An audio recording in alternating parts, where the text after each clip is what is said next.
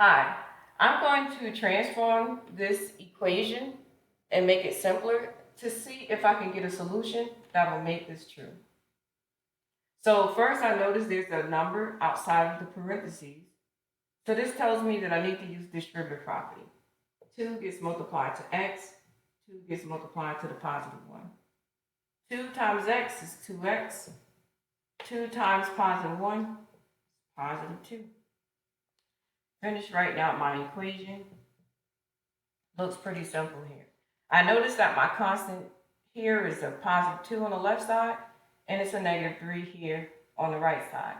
And I also notice that my coefficient and variable, positive 2x, and it's this exact same on the right side, positive 2x.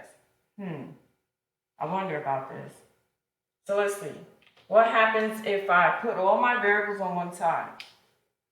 The inverse of positive 2x is negative 2x. And I'm going to do that to both sides of the equation.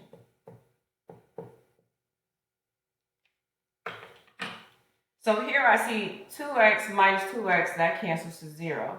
So I'm left with a positive 2, my equal sign, and 2x minus 2x, that cancels out as well. And I'm left with negative 3. Does 2 equal negative 3? Absolutely not. So because this is a false statement, my answer is no solution.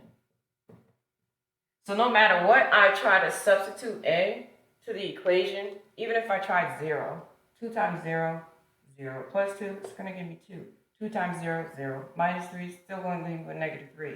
It's not a true statement. 2 times 1 is 2. 2 plus 2, 4.